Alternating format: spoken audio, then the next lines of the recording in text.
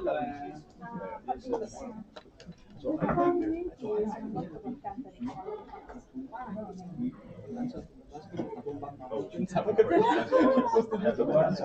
aspettavo la Vince, mi aspettavo le cose tipo San Sebastiano, San Sebastiano. Esatto, tipo, infatti, non so se hai visto, avevamo lasciato il voodoo. Vabbè, dai, colpite il voodoo. Scusami, spero che non ti abbia dato fastidio. No, ok, perfetto. Infatti io penso che tu non lo vedessi, solo non volevo distrarre nessuno. No, però insomma, dai, mi dispiace ancora per avere messo un po' di più del necessario. No, tu sei stato nel campo. Sono nel mio tempo. Sì, no, sei stato nel campo perfettamente. È soltanto che eravamo un po' in chiaro. E dopo, sai, con la discussione, quindi è stato Allora, cosa buona. Ah, lei è nel progetto di...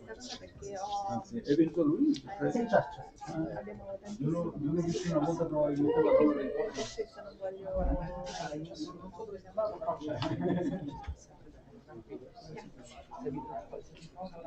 Grazie mille. Stefano, già mi sono sofferta, tu vuoi vedere il PowerPoint? No, pensavo volessi dirmi qualcosa. Ok. Comunque adesso lo preparo. Grazie. Detto così, ho pensato. Volete il PowerPoint o PowerPoint o PDF? Credo di avere solo il PowerPoint. Sì, Giusfredi... Mi arrivano delle email. Non mi ricordo. Grazie. Sarà un pessimo vecchio. Sarà un pessimo vecchio. Are there any PowerPoints for next session? You're doing an amazing job. Great job. You're very good. Thank you. Yes. Have you watched the stream? No, but Ricardo has. Okay. And Good to know. I'm not sure that my PowerPoint is the most actual one. Did you upload yours? And I sent you, Ricardo sent me his handout. Okay. Taupan will send me his handout, and I will retrieve all other presentations from the speaker. Taupan is in here. Did you send it to me? No, he will send another one, which is an additional handout. Okay. And there is Ricardo. I sent it to you per email. And there should be someone else sending me other stuff. Now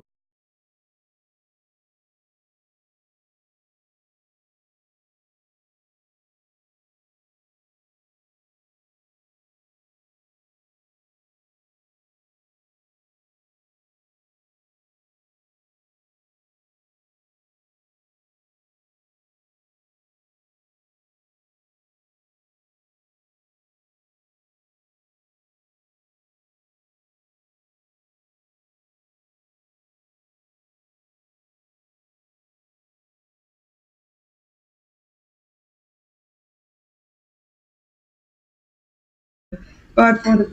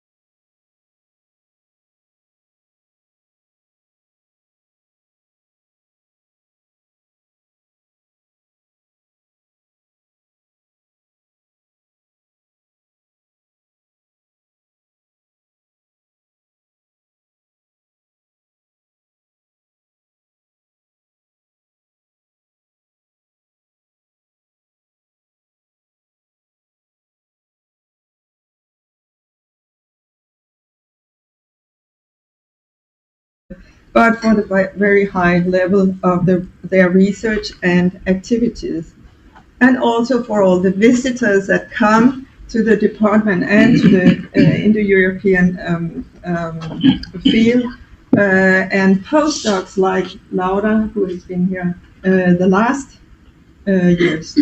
And now Laura is organizing a conference as part of her postdoc in Copenhagen, and I would like to say thank you to you, Laura. It's been a pleasure to following how you organize this conference. I mean, most people think that organizing a conference is a tough task, but when I asked Laura if that wasn't a lot of work, she said, "Oh no, I don't think it's too bad." So thank you for this. It's been, as far as I can see, very well organized. I haven't seen anything missing until now in the preparation. So I've been looking at the program that unfortunately I will not be able to follow today because I have to go to a lot of boring meetings, but it is very compelling. When I look at, it is very compelling when I look at all the titles of your presentations. So I would just like to say once again, welcome to Copenhagen University and to Copenhagen for most of you, and to our department, and I wish you a very nice and fruitful seminar. Thank you. Thank you.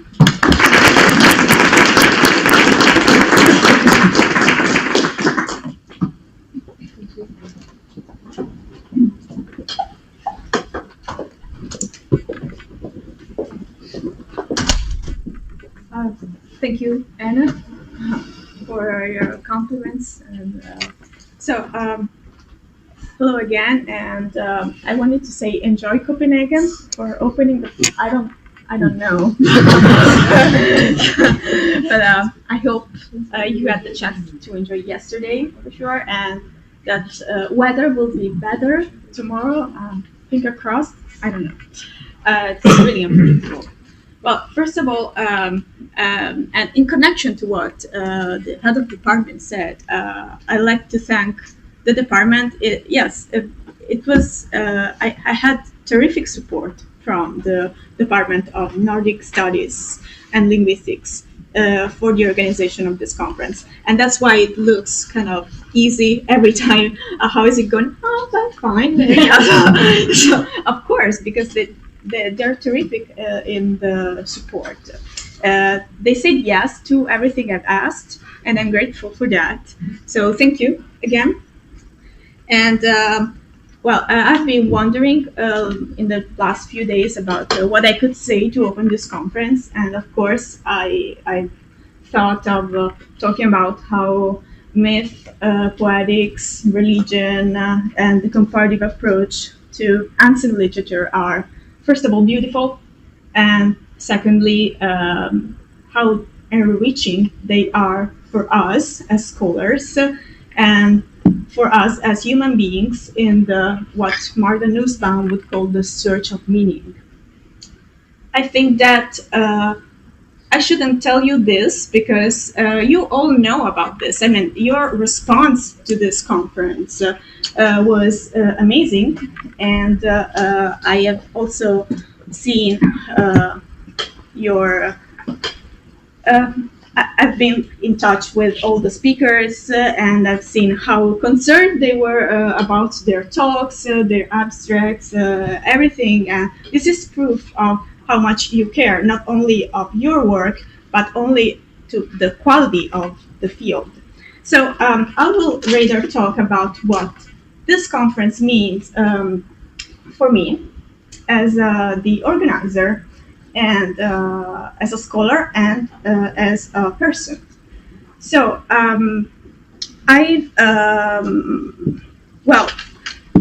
if I think back to when I was a PhD student, I clearly remember the thrill of taking out of the shelves some amazing books. And I'm not only talking about the classical studies by Rüdiger Schmidt, about Dichtung und Dichtersprache in Indo-Germanischer Zeit, or of course, Calvert Watkins, How to Kill a Dragon, and so on. But also, I'm thinking about proceedings of conferences. Take, for instance, the amazing conference in Paris, la langue politique Indo-European. I think the volume is 2006, and which featured all the 5 keynotes that we are having today. They're all wrote for that volume.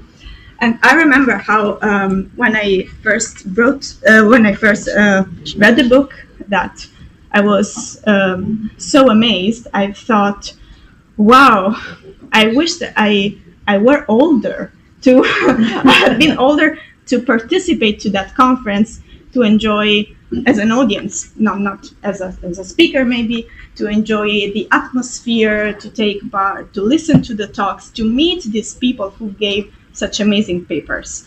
And so this was one of my favorite books, but just an example. I could take many aspiring proceeding books of the kind.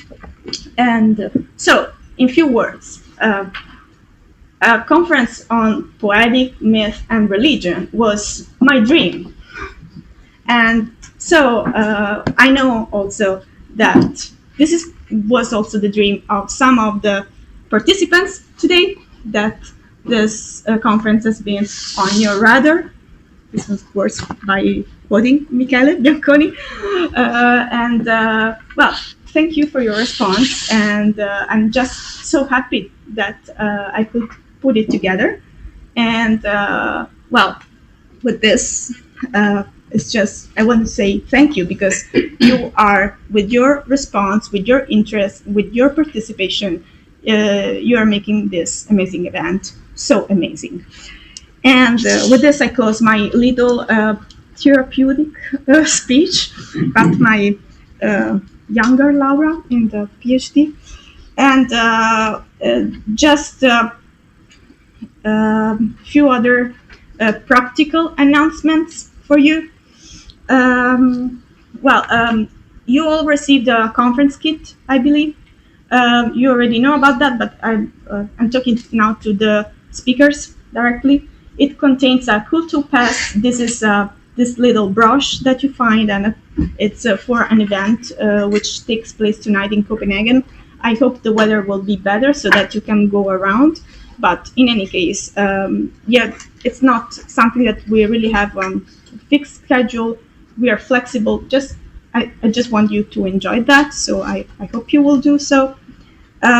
Also, about lunch, we will have lunch in the canteen, and we will walk there together. It's very close. So, and yes, I think I'm done with the practical.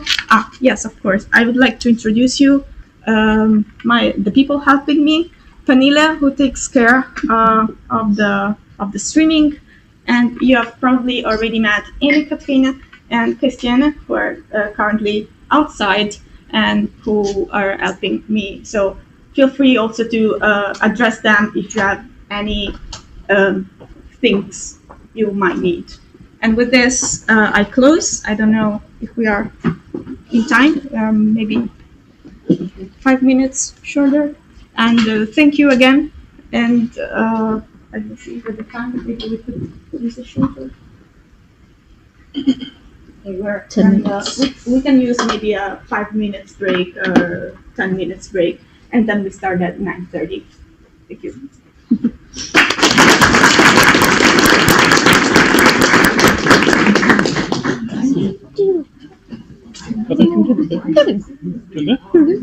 Was fick du med?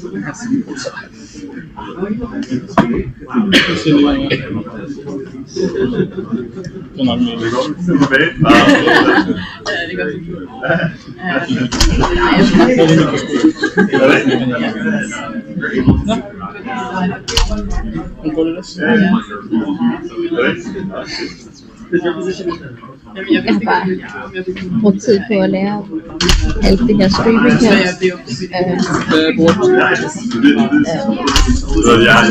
Der er også købt et webcam, hvor der hørte et program med til. Excuse me, could I get print out of my paper myself? Because Sure. the main one is a little bit.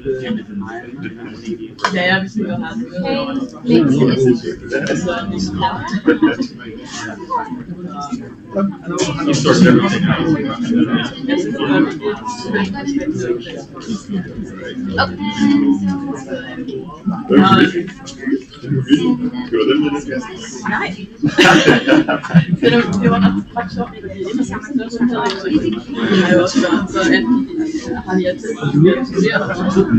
Emilie har sagt, hun har lagt Jeg tror lige, det er en ting, det er bare men det kan godt være, det ikke er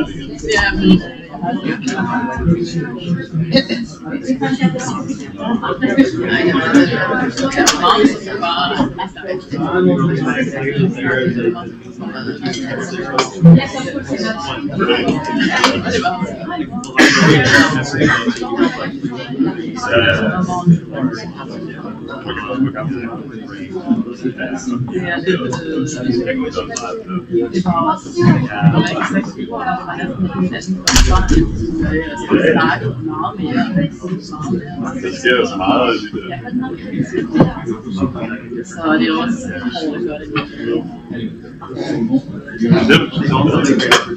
ja, jeg har ikke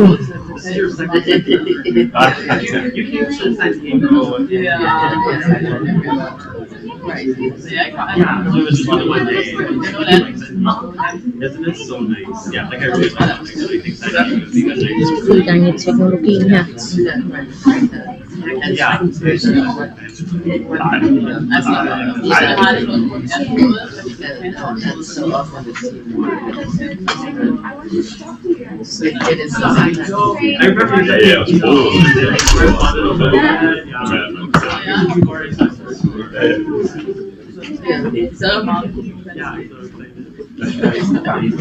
Det er ikke meget god lejlighed til at være der.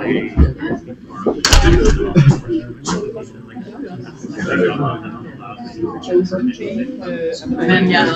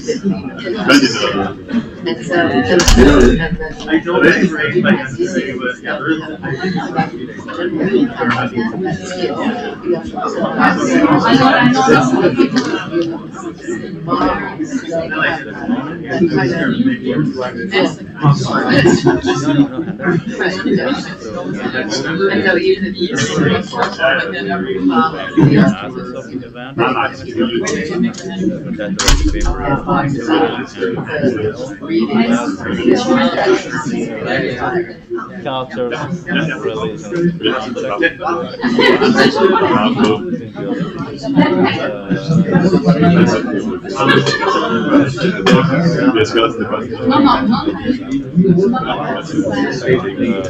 poetics, religions in contact. I'm going to give the introduction,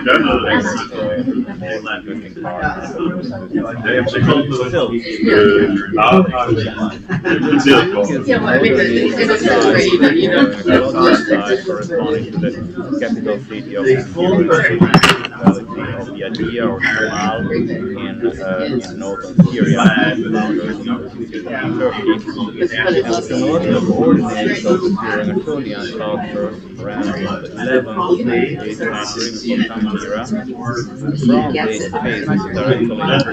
phase is directly historically reconstructible areas that tell under the mixing of people.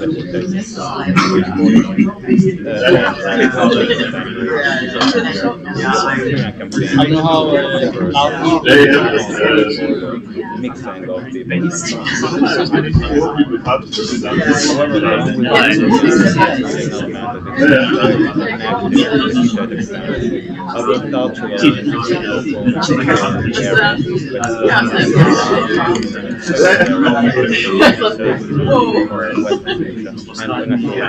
probably with the mediation of the European one is very complex element over a large area and origin scenario local areas emerge with different areas with features of multiculturalism and multilingualism. One of these areas, the one that concentrate the city-state, the Syrians called Ramal,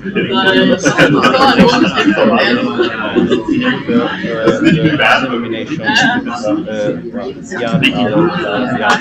formerly read via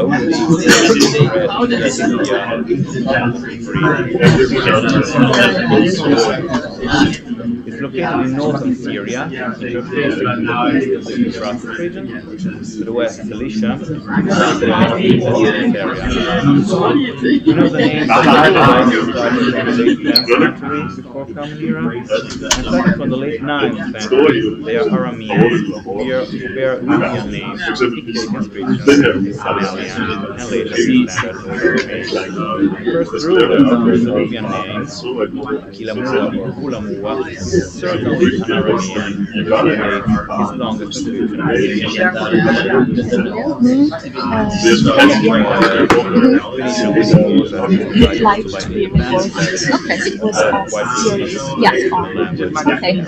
It's going to be the text of this long talk now, right?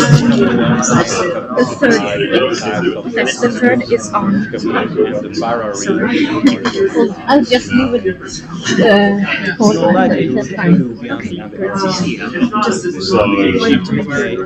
Okay.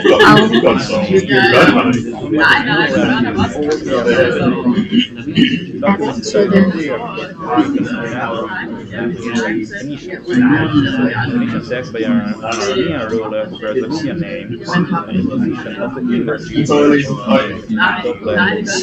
This reminds me of the pictorial field employed in many contemporary Lydian texts from nearby areas. Now in this slide you can see a summary of the results and translations with the exceptions of the Kulamua of the text by Barahi. The members of the Kulamua dynasty are a local variety.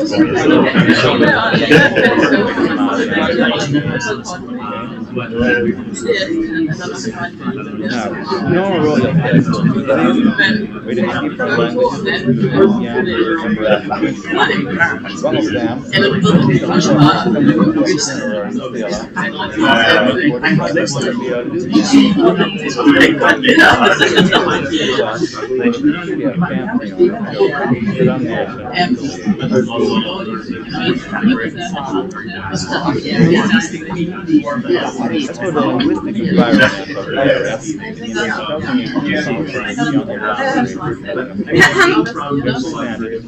as for the linguistic environment of the area, okay, I think we could start with our first talk by José Luis García Ramón with the title Upholding Heaven and Earth, Upholding the Right. Thank you. That was lost or absent in other varieties of Aramaic, even in very close geographical areas, and the lack of the postponed definiteness marker called Aramaic article, which is typical. Dear colleagues, it is a pleasure to be here and to follow the invitation by our friend Laura.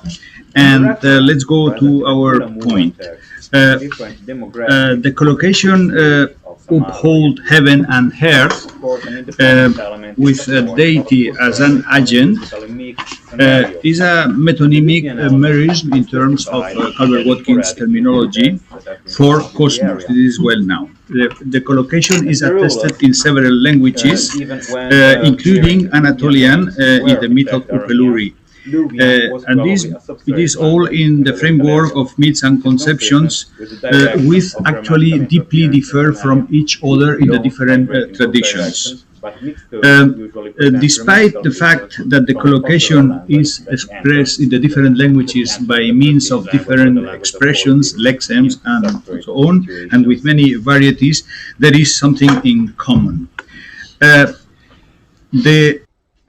Now, along with being an area of linguistic contact, as we hopefully convincingly argued, the Kingdom of Samal is also an area in which religious traditions of different origin merged, producing a complex pantheon that combines Semitic, Mesopotamian, and the Indo-European elements. As for the Luvian pantheon of the Iron Age, the whole Syro-Anatolian area returns a number of theonyms, names of gods, that emerged from the written sources. God names usually occur in the genealogical portions of the text, so at the beginning where the king mentions himself, his father, his family, and the gods that put him on the throne when the father passed away.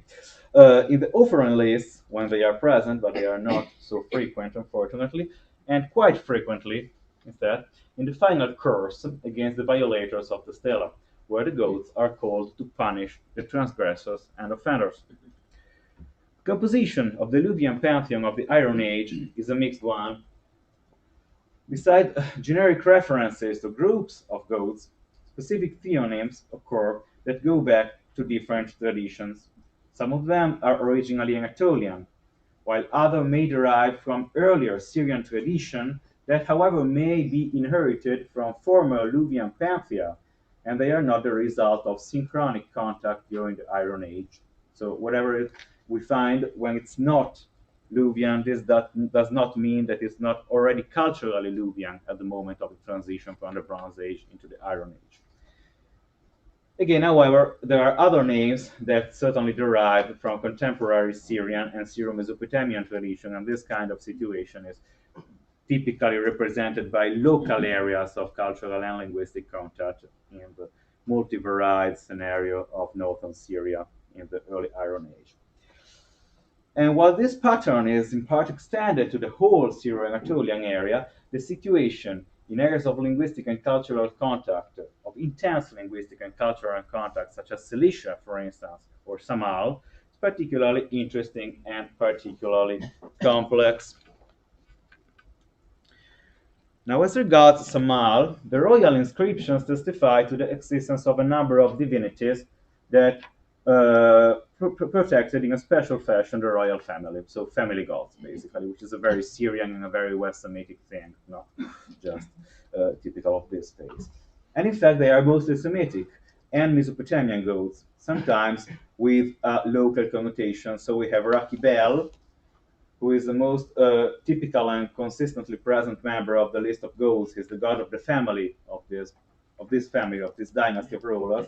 But we also have the Phoenician Balsamed and Balhamon in the Phoenician text by Kulamua. And then we have Hadad, we have Shamash, and a few others that I have mentioned in the slide. Okay. Now these gods are clearly connected to the royal family. They are there to protect the family, to protect the transition of power from the father to the successor, and so on. It is, however, a big concern for the study of religion in the past to try and understand the difference, when it's possible, between the royal and institutional cult, on the one hand, and other levels of the religious culture and practice. Of course, trying to reconstruct the popular religion is usually beyond any hope of success, but sometimes it's possible to appreciate different strata of religious thought. And in the case of Samal, if one compares the gods mentioned in the most interesting non-royal text attested, the Kutamua or Katumua stele, with the ones that I have listed so far, differences emerge that have a significance for the problem of multiculturalism, multilingualism, and multiple religions in the area. Now, the Kutamua or Katumua stele, there are doubts as regards the vocalization, which is unfortunately often the case for Semitic texts of this area. It's a peculiar document for several reasons. The date isn't clear, but in all likelihood it goes back to the reign of a king called Panamua II, so during the phase of the Assyrian vassalage of the royal family of Samal. And Panamua fought in Damascus together with the Assyrian king, so he was a vassal of the Assyrians. The text is written probably in Samalian, so in that local variety of Aramaic that might exhibit grammatical influences from Anatolian, but probably in a more popular variety in which nominal morphology is present, contrary to Old Aramaic, but is simplified, at least for the semi-vocalic endings in the absolute state, which were apparently not necessary or not easy to mark. The text contains loans, loan words, and calques that go back to the Luwian linguistic environment, more than the standard official text by the rulers. And while the committant is no king, he does bear a Luwian name. And since he's not a king, there is no compelling reason to assume that an Aramean official used a secondary Luwian name. Okay, it cannot be a throne name, he was not on a throne. Therefore, it's possible, although not certain, that Kutamua or Katumua was in fact actually a Luwian, and this might explain the peculiarities of the list of deities mentioned in the text, which Valerio is going to illustrate. Okay. So, in order to analyze the offering list of the Kutamua stela, we decided to compare Samalian lists with the Luwian ones. And even though a list of deities occur in Samalian royal inscriptions, they are mostly restricted to curse formulae. The only offering lists we know come from two funerary inscriptions, the Kutamua stela and the Purnu stela. These two lists are very different from each other, because in the Kutamua stela, every animal offered is followed by a god name governed by the preposition el, while in the Purnu stela we find the opposite structure, with the god name in first position, governed by the preposition be, followed by the offer. As to Luwian, while lists of deities are frequently found in the introduction of descriptions, where the owner declares the favor the gods granted him, as well as in curse formulae, where deities are summoned to prosecute whoever will damage the inscription, lists of deities receiving offerings are not often attested in hieroglyphic inscriptions. And the examples presented here in the slide show that two main patterns seems to be attested. In some inscriptions, every theonym is followed by an offering, and in some other, the offering is recorded only one time at the end of the list of deities. Therefore, comparing offering lists in Samalian and Luwian inscriptions, even though the material, and especially the Samalian material, is very scarce, we can first observe that in the Samalian corpus, they seem to be restricted to funerary stele, While in the Luwian inscriptions, they are also found in other kinds of inscriptions, for example, a building inscription. And neither Samalian nor Luwian offering lists show a fixed structure.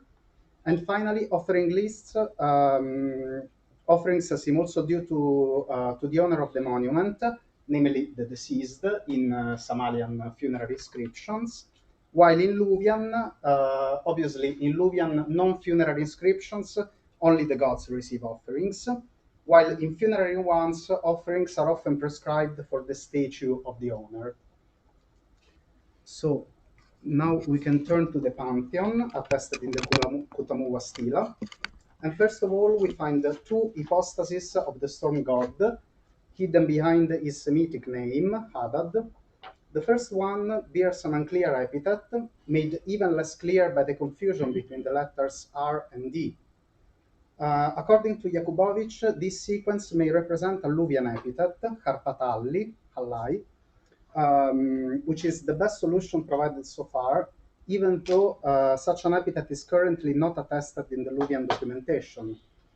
The other hypostasis is Hadad of the Vineyards, clearly a calque on the Luwian god name Tuarsassis Tarkunzas, attested in the Luwian inscriptions of Sultan and Bor, and possibly also found in Hittite.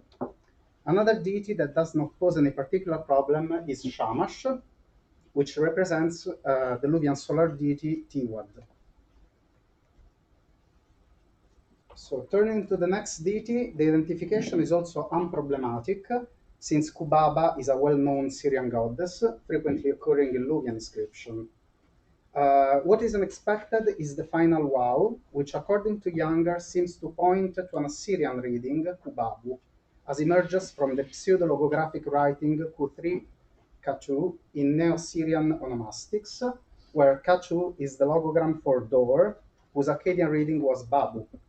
Kubabu seems thus to represent a Semiticization of Kubaba due to the absence of a corresponding Semitic deity. The occurrence of Kubaba in the KTMW stela is not isolated in the Samalian corpus, since the goddess also occurs in the Ordekburnu stela, in the expected writing without the final waw, seemingly in an otherwise unattested hypostasis, namely Kubaba of Aram. The major problem concerns the identification of the deity denoted by that sequence of letters, which is quite uncertain due to the confusion between Dalet and Resh, D and R. And as you can see from this table, there are several possibilities, both for the first and the second member of this theonym, and some of them are plausible and some others are less likely. And here we will focus on two proposals, which are the best suggested so far. The first one, according to Masson, identifies the Luwian goddess, identifies the first element with the Luwian goddess Nikaruha or Nikarawa, who, as shown by Gelb, corresponds to the Mesopotamian deity Ninkarrak Gula, since they are both represented as owners of fearsome dogs, as you can see in the two passages quoted in the slide, from a Luwian inscription and an Assyrian cultic text, respectively.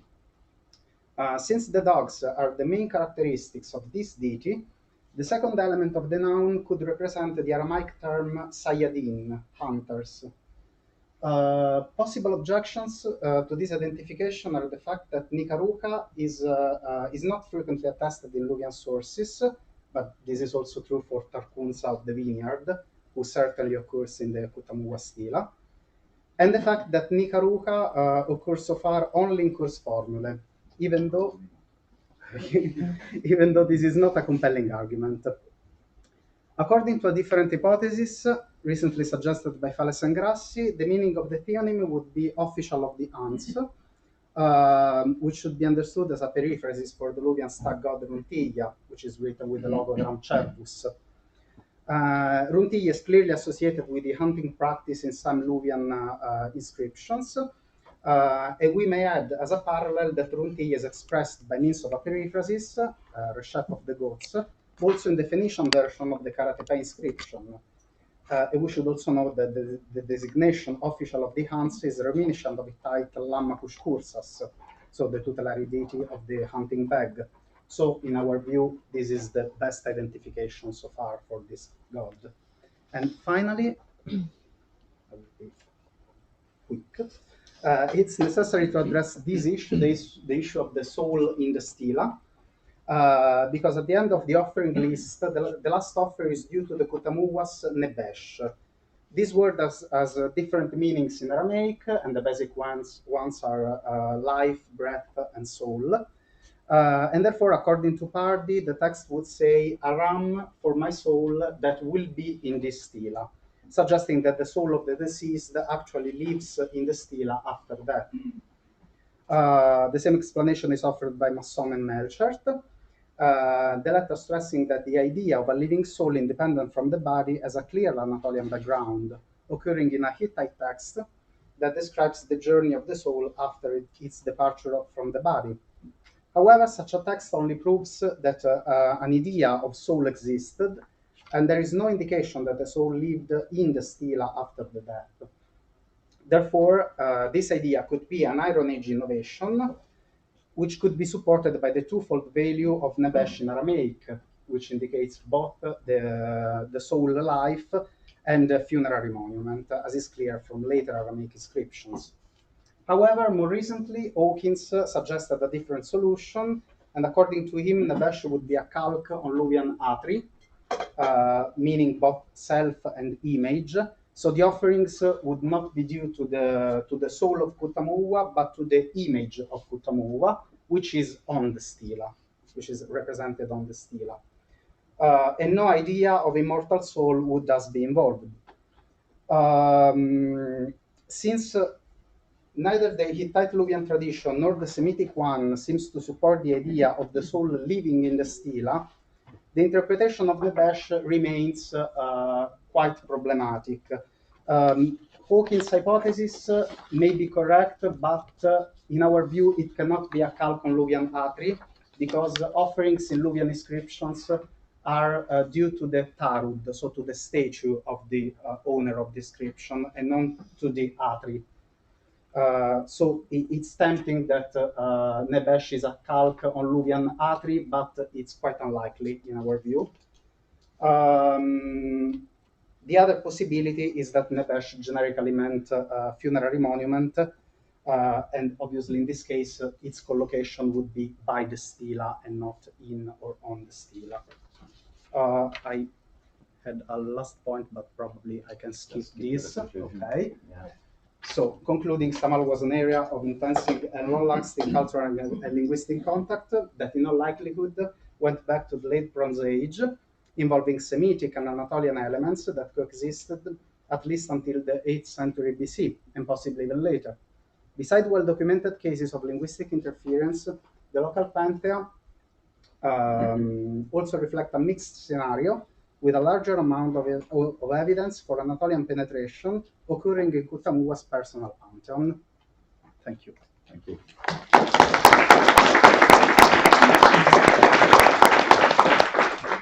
Well, thank you, Federico and Valerio. Now I think it would be time for questions from the audience.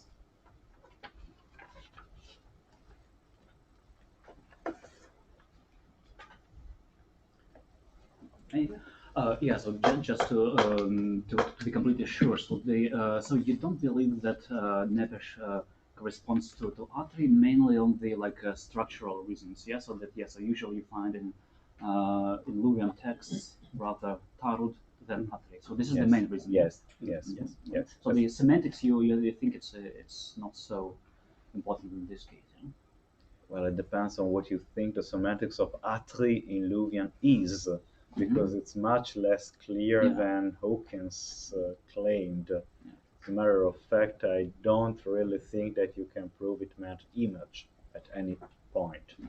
It certainly behaves as a grammaticalized pronoun from a given moment, reflexive, but thinking that it indicates the image is very speculative, I think, in front of the corpus. Okay, I don't know. So if it will like bring something to your argument, yeah. So I think so that so the original interpretation of Atri or Atli as well spirit or soul, Yes. and secondary as self or not secondary. Yeah, I think this is actually right, and I think there are two arguments for that. It's so the Luwian word for hero. I suspect it begins with A, and probably could be actually etymologically connected with Atri. So it might be like Atrali. That's one point.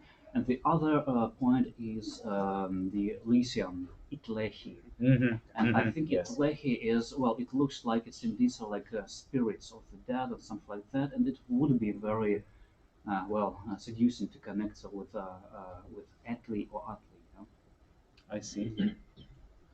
Thank you. I will have to look it up. Addition is surely related because Atli is used for the some kind of reflexive pronoun.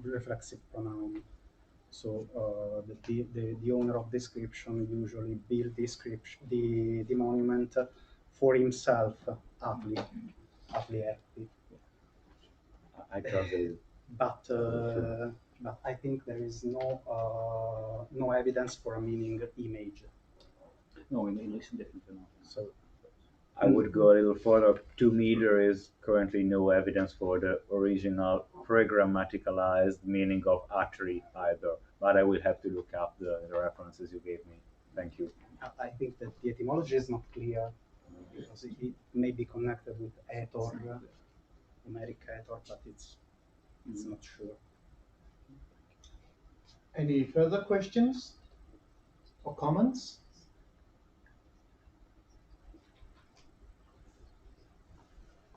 Doesn't seem to. I had one myself, if I may. You mentioned in the beginning that, or almost in the beginning, that you saw Luwian, despite the fact that you had a royal name there, you saw Luwian as a substrate language. Yes. In this Samal area, in Samalian Aramaic. Could you elaborate a little on that? Yes. Because I didn't get everything from it. Sorry. Yes. So I made reference to the Phoenician Kula Mua inscription. Is the long inscription in Phoenician by the first ruler who bears the Luwian name. He mentions the text describe political social reform in the country that he claims to have made to raise the status of the Mushkavim, those who were settled there, to the same status as the wildlings, the Bararim.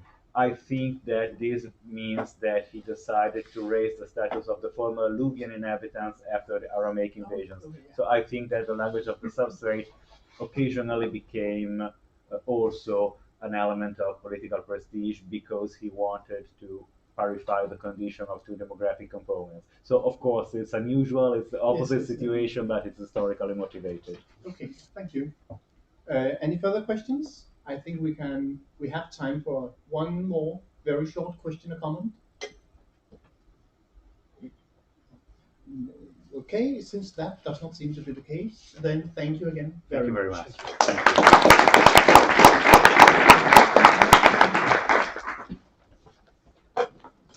So, and our next speaker will be Rostislav Oreshko from the University of Leiden and Harvard Center for Hellenic Studies, who will talk to us about where all the killed dragons graze, more specifically on Luwian Ali Wilusha, Elysios lειµών, and the Indo-European concept of the Netherworld. So, please, do you need hand? No, I don't need, but I would need a little bit more light, probably. A little bit more light? Yeah. Let's see if we can manage.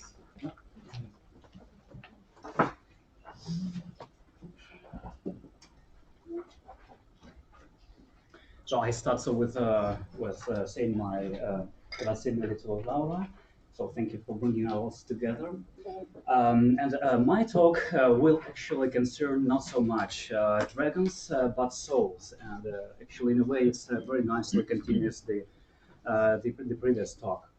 And there are two large like semantical parts, one Anatolian and one Indo-European. And so the Anatolian part took actually 4 points, but I would like a little bit skip some points which I integrated into the handout and concentrate more on the Indo-European part.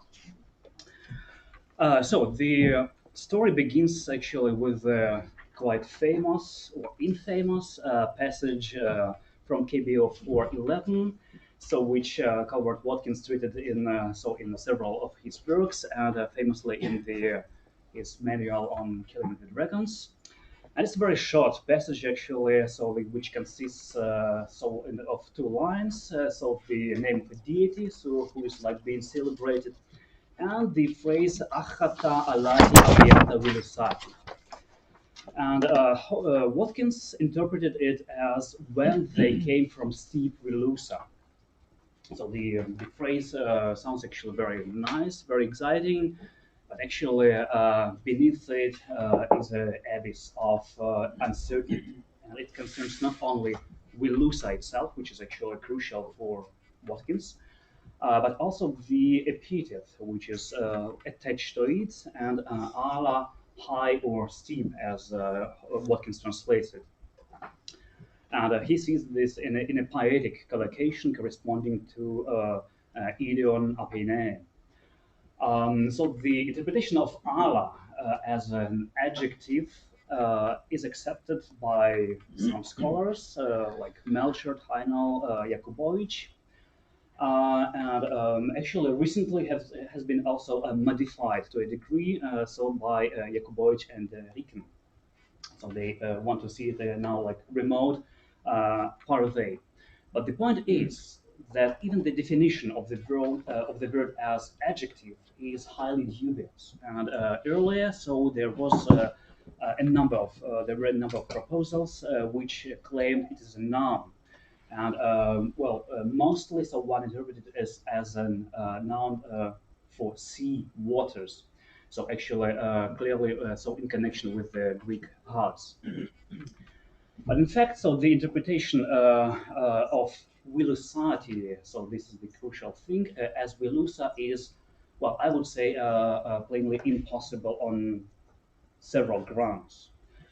First of all, so one has no city determinative, which is used very consistently by the type scribe, and so in every kind of text, be it a ritual, an incantation, or anything, so you've got this uru, so which indicates this is a toponym.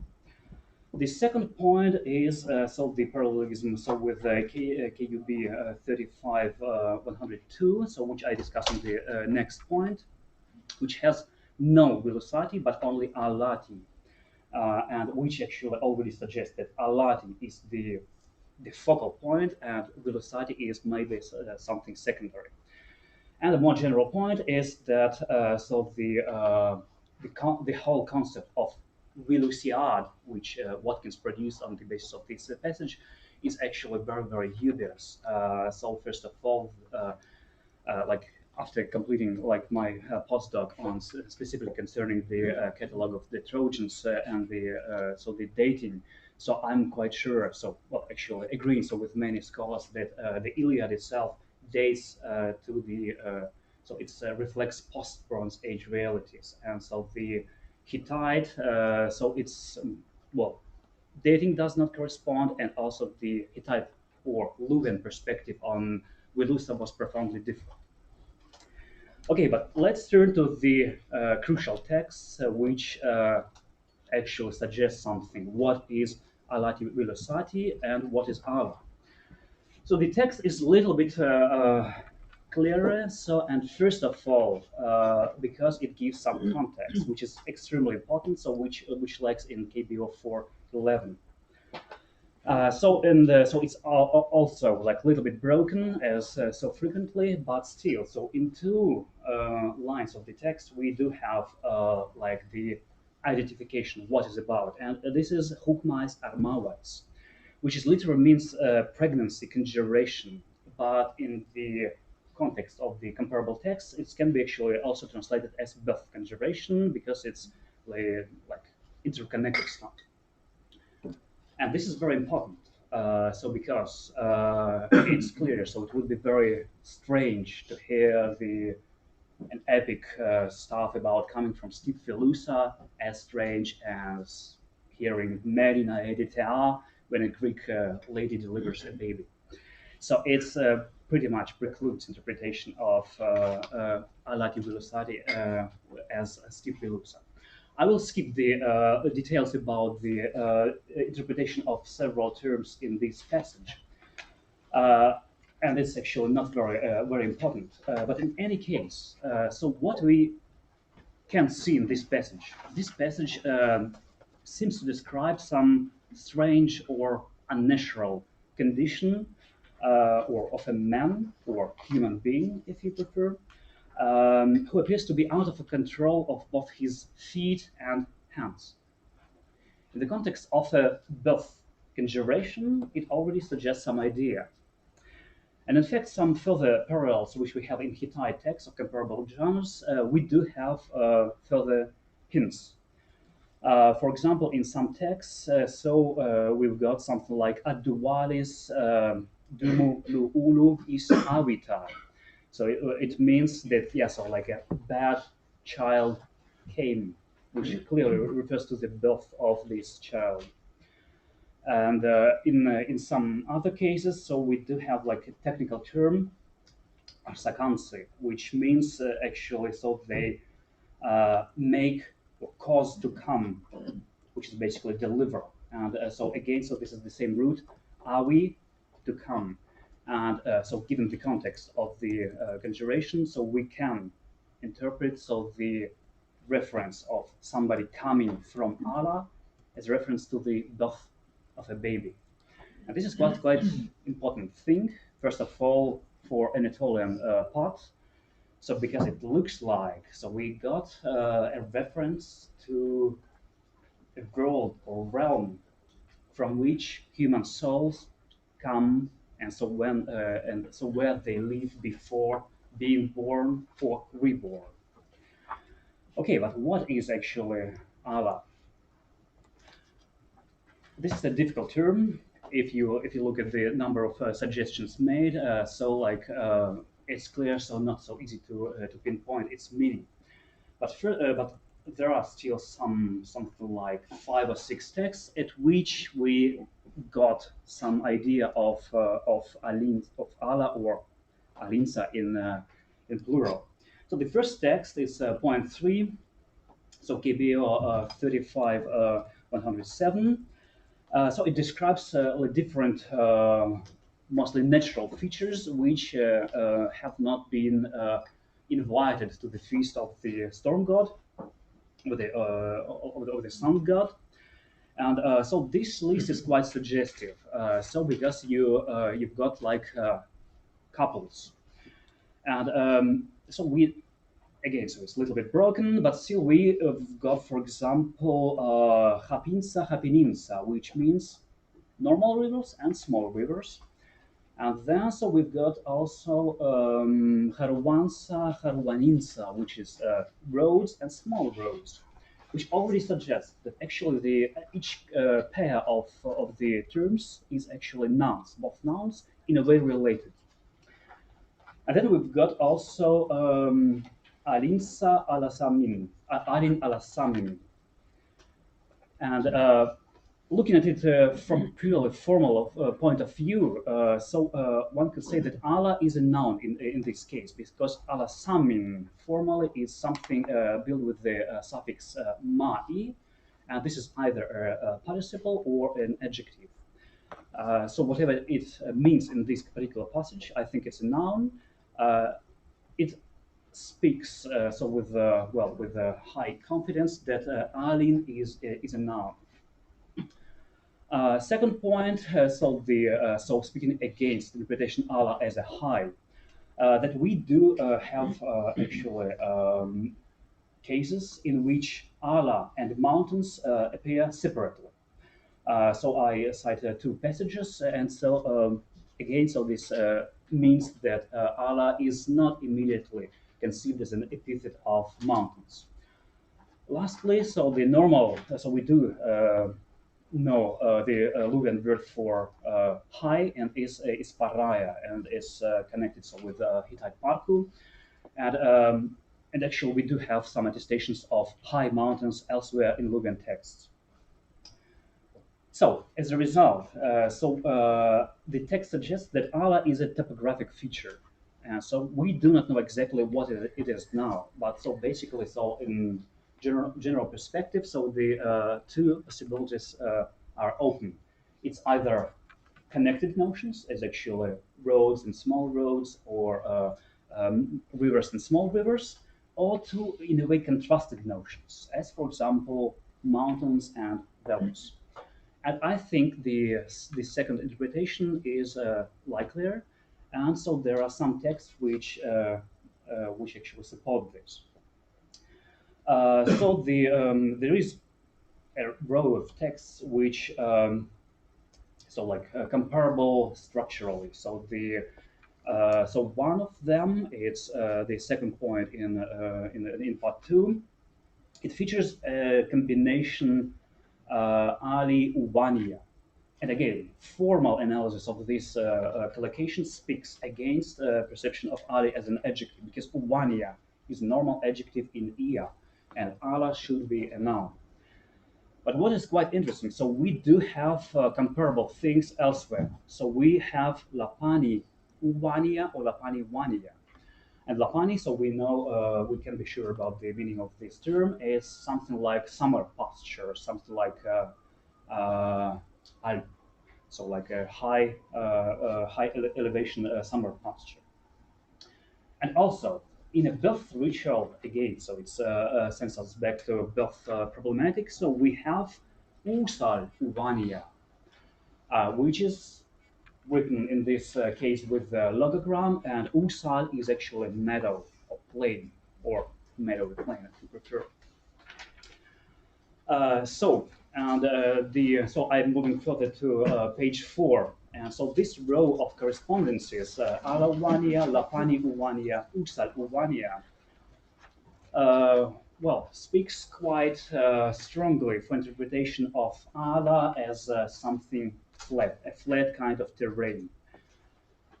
Again, so it's impossible to be sure about its exact properties, but I would say that Allah may be simply plain or meadow. So the word which we do not have in Luwian. So this would be a basic solution.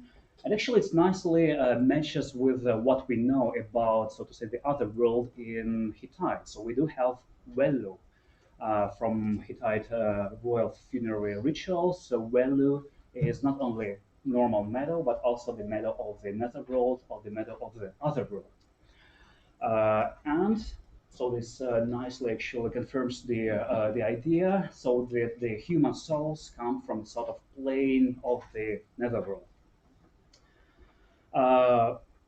There are also some other clues for infernal aspect of Allah, which I skip because of the time. So you are welcome, of course, to ask about that or make some criticism. In any case, so Alasa, this is a crucial term attested. So in some of the Luwian texts, means like belonging to the other world or infernal. What is quite interesting.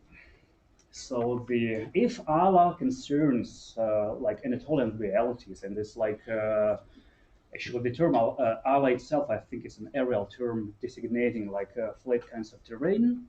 The collocation Allah Wilusa is much more pertinent to the Proto-Indo-European or Indo-European problematics. Because if we have Allah Wilusa is a netherworld, meadow or plain from which human soul come into newborn bodies, it can be quite directly compared with Elysion Pedion, as Pedion or Leymon quite directly corresponds to Allah, and Elysion and Wilusa has obvious phonetic proximity. if one uses this correspondence as a working hypothesis, the question arises, what we are dealing with. So is it a borrowing from Greek into Anatolian, or from Anatolian into Greek, or from third source into both these languages, or it's common part of Indo-European heritage? Okay, I will start so with the Greek side. Of course, as with every important term in Greek religion and cult, so there were a number of suggestions about it. But the three most pertinent are so that made by Burckhardt, actually, who elaborates much earlier suggestion about the connection of Elysion or Elysios with an Elysios. This is the term attested by lexicographers struck by lightning. So in this case, the semantic side is quite clear. So this is clearly, so an Elysios struck by lightning is clearly connected so with a left elut to come into. So this is the place into which a lightning came. And so he explains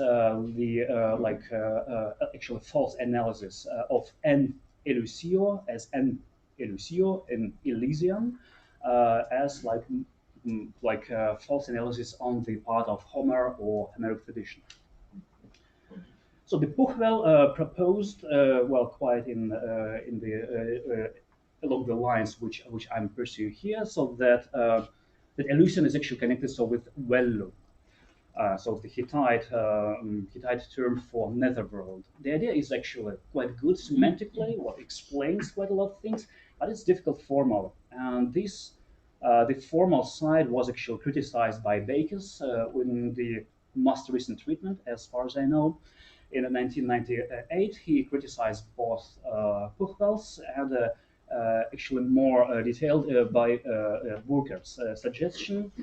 And to my mind, so his critics of both suggestions is quite good, and so I completely agree. So that the connection with lightning and striking is very problematic. So because it explains finally nothing, and so as far as we can see in the illusion, so there is no illusions to lightning, and so any Fugler connotations. So the actual illusion, if approached only from the Greek point of view, remains basically quite unclear until now. So that's why I would approach the problem from the Anatolian point of view, and so to analyze wiluša, Luwian wiluša, and then so can come back to Greek. So I would connect this thing so with Proto-European root die. So as you can see, so this is the second point under 5. So on the page 5. So the root die is quite well represented in the all Indo-European area. So we do crucially we have something in Anatolian, actually even specifically in Luwic languages. So in Luwian and Lycian. So not in Hittite. So in Hittite the root is ak. Then we have something in Germanic, which is well known, of course, Weiler and Walhöl, Valkyria, and so on. We do have very well representation in Baltic, so with both spirits of the dead and sort of demonic creatures, possibly in Slavic. So in Slavic we do not have much things about mythology, but so at least phonetically, so the name of the East Slavic god Veles or Volos can be approached to the to Vele or Veles quite straightforwardly. And lastly, we have in Takarian A, also quite well represented. It's we have both while of dead and so different derivatives from this root. Phonetics is quite unproblematic. So if we assume that the accent was on wiluša as it is in Elysion, so on the second syllable.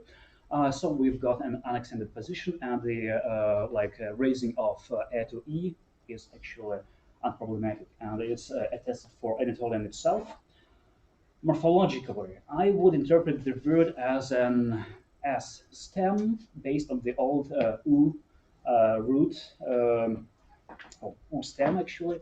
and which would be quite comparable with the Takkarian walu, so the dead one. And so again, these type of derivatives are not too frequent in Hittite or in Luwian, but still quite represented. So to be sure that there are some of them. So I would interpret, I would say that the original meaning of Luwian wiluš is the place realm of the dead realm, and this is like sort of place name used in opposition with Allah. I'm much less sure about the exact status of Greek Elysios, so I'm basically cannot prefer either possibility with 100% certainty. Just 1 minute. I would say so. There are some. Well, the material is extremely sparse, and so it's very difficult to be sure about anything. So, but I think so. There are no compelling reasons to see in Elysion Anatolian borrowing, and in general, so this is like a little bit of the personal preferences. But I do not believe into intensive Greek Anatolian contact, which would lead to this situation. And just to give you like a wider Indo-European outlook, it's more about a suggestion to think on than to prove something. I think that finally this concept of the otherworld meadow or plain is a very ancient thing. So the attestation in Anatolian is one thing. Then we have something in Greek, and even if one takes Elysios leymon as a borrowing, so we do have the idea of leymon, of a meadow in another collocation as Fodelos meadow, leymon, which is, and the idea of a meadow or plain of the other world is present, is like a little bit on the lower register, like it's suppressed by the idea of the islands of the Blessed and Hades itself, of course. Then we have a reflex in Irish, probably Magmel, Plain of Joy, which is actually not Netherworld but Otherworld, connected more with the deities, and probably so we have in old Northern reflection either roller, so which Dronke translate as adding plain or meadow. And so the last point which I would like to touch upon is that the interplay between the idea of death and meadow was actually perceived and consciously used already on Proto-Indo-European level. So and this the root well die and the root which gave rise to velnu in Hittite are actually consciously played upon, so to say. And so this point would actually explain some rather strange things which we have, first of all, in the Baltic and Slavic area, so the connection of the spirits of the dead, with cattle, this figure of volos veles, but which we do not have many things, but still it's definitely some quite macabre creature, but also connected with cattle. Thank you so much.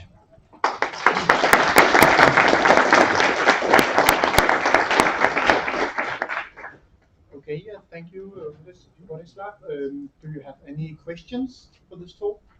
Any comments? Yes. Thank you, Rostislav, for that. That was fascinating, but I have a quick question. What do you make of the historical wiluša, the attested one in Hittite sources? Would people ever call the Roman city the city of the dead? I mean, they were quite superstitious in the ancient world, and that's the first thing that came up to me, like an actual place name called the place of the dead. No, I don't think so. But I do not believe that. So I just separate them, and I think the thought in the late Bronze Age was already non-Anatolian, so it was probably never Luwic or Hittite. So it's simply the origin of this place name is not quite clear, but probably it's not Anatolian name. So it's with a volcanic connection, I would say. Yeah, it might be connected with the finally, it might be connection with the valley, so with like Ely's, it might be, but it's one of the possibilities. But yeah, in general, I just keep them apart. Yeah, I just wanted to ask if there's any evidence of a digamma in Elysios. We know that. Well, not directly. So this is the usual thing. So which one proceeds from, but nothing compelling. Yeah. So it's just a possibility, of course. Yeah. Okay. So we don't. No, unfortunately, so we do not have. Well, we do have actual inscriptional attestations, but they are all late. Yeah. So it's unprobative. Yeah. So in the earlier things, so it's impossible to say. But in this case, I simply use the earlier ideas of like Baker's book. Well, actually, almost everybody proceeds from the initial digamma. That was fascinating and bracing and very enjoyable. I have one very tiny question, which is, as far as I know, you didn't at any point etymologize Allah. Is that? Do you have a view? Yeah, I mentioned it briefly. So I think it's simply an aerial word. So it's something which is well, I cannot see like any striking Indo-European connection. And on the other hand, so this is like a separate subject. Yeah, so I would actually connect it also with there is Alawa in the Lydian text, and I would connect so with Greek aloe. Aloe, not like the grinding ground, but aloe as a piece of ground, so like orchard or actually tilled piece of soil, and I think this is also like the same root which were actually taken by the Greeks from substratum. Ah, yes, okay, so you got it. Yep. Thanks. Yes, thank you. Yes. Yeah. Okay. Thank you very much for your very interesting talk. And I have one question or remark. The question is, how do you translate then the text when they came from Steve Miluta? How, like, I don't know the context of this. Yeah, that's so nobody knows. That's the problem. So it's without anything. Yeah. So this is like sort of list of well, ritual activities like referred by just one hint. Yeah. So they celebrate the deity, and then so the citation, they celebrate the deity, so the another one, and the citation.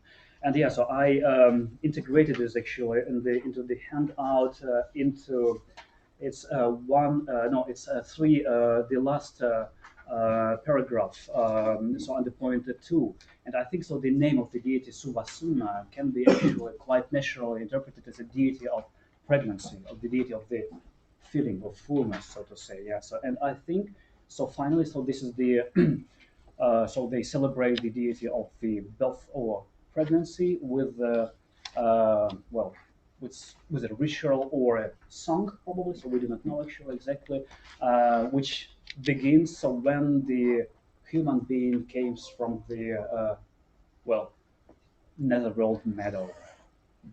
Allah Tibilusai. Yeah. So this is it. Thank you. And a remark, maybe actually, well, your parallel with Old Norse, Ida Völ,